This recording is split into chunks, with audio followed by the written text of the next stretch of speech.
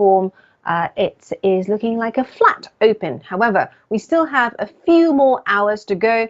Traders, of course, counting down now to the March quarter GDP reading out of the US, as well as the personal consumption price index due later in the week. Now, has inflation finally peaked in Australia? Consumer price index there rose 7% in the first quarter from 7.8% in the previous 3 months. For March alone, the CPI rose 6.3% on the year, down from 6.8% in February. Crucially, the RBA trimmed mean CPI, a measure of inflation favoured by the Australian Central Bank, rose 1.2% in the March quarter. This is after 1.7% the previous quarter and lower than the 1.4% anticipated by economists. Now, the Australian dollar, let me just get that up for you, has been trading in a band. Let's just show you. And the band is between the 6,650 and the 6,800 mark there. However, it has broken below that resistance of 6,650. The Australian dollar sliding to a 6-week low after data showed inflation had eased from more than 3-decade highs in the first quarter. Futures now imply only a 9% chance of a quarter-point rise in the 3.6% cash rate.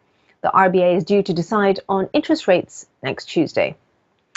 Now, in Germany, the GfK Consumer Confidence Index rose more than expected in May to negative 25.7 after negative 29.3 in April. And over in the US, plenty of economic data expected there as well. We have the durable goods orders. The consensus for March is for 0.7% month on month. And also later in the day, we've got wholesale inventories, expectations there for 0.2% month on month for March. To earnings now, and GlaxoSmithKline, or GSK, published an adjusted operating profit of just over £2 billion, up 9%, helped by sales of its blockbuster shingles vaccine, Shingrix. The company's blockbuster shingles vaccine generated £833 million ahead of the compiled consensus compiled by GSK of £829 million. GSK also confirmed its full-year guidance. Standard Chartered has reported a 25% rise in underlying pre-tax profit to $1.7 billion, beating analyst estimates. Now, the bank benefited from rising interest rates and increased trading as well. This was the largest single quarter profit since the start of 2014, as credit impairment remained low at just $26 million for the quarter. That's down from $198 million a year earlier. Standard Chartered said it planned to return in excess of $5 billion to shareholders by 2024. Now, elsewhere in Europe, look out for Roche in Zurich. Let me get that chart up for you. Roche, this is the drug maker, unveiled a 7% drop in sales in the first quarter on falling demand for its COVID-19 therapies and diagnostics kits.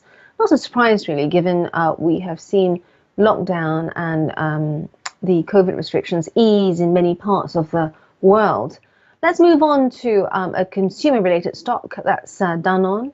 Danone in France, the group posted better than expected sales for the first quarter and raised its 2023 sales growth outlook. Its shares there indicated in pre-market or on the platform as looking like it might have a slightly bounce or a higher open when markets get going in about 30 minutes time. Now, Microsoft shares rose 6% in extended trading after posting better than expected earnings and sales. The group reported earnings of $2.45 a share, beating the $2.23 anticipated by analysts. Microsoft's revenue rose 7% to just under $53 billion in the quarter, exceeding analyst estimates of $51 billion. Now, this set of results were driven by growth in its cloud computing and office productivity software businesses. Azure's revenue also increased by 27%, beating analyst expectations.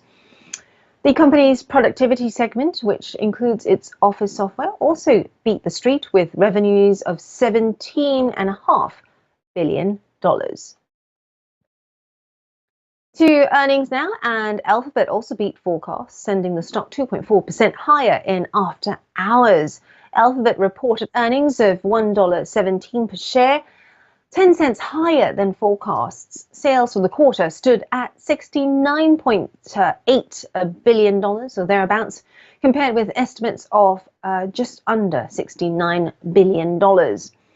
Alphabet gets most of its sales from ads. They dipped slightly in Q1 compared to a year ago to $54.5 billion, but nonetheless beat analyst estimates of around $53.7 billion. The company also announced it would buy back $70 billion in stock. And Meta Platforms is set to report after the US closing bell.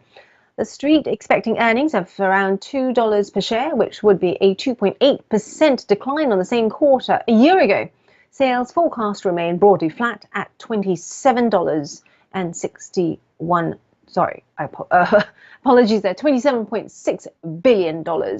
During the last few months, tech giants have been trying to, as you know, adjust to a post-pandemic environment. Meta Platforms, one of the first to cut its workforce.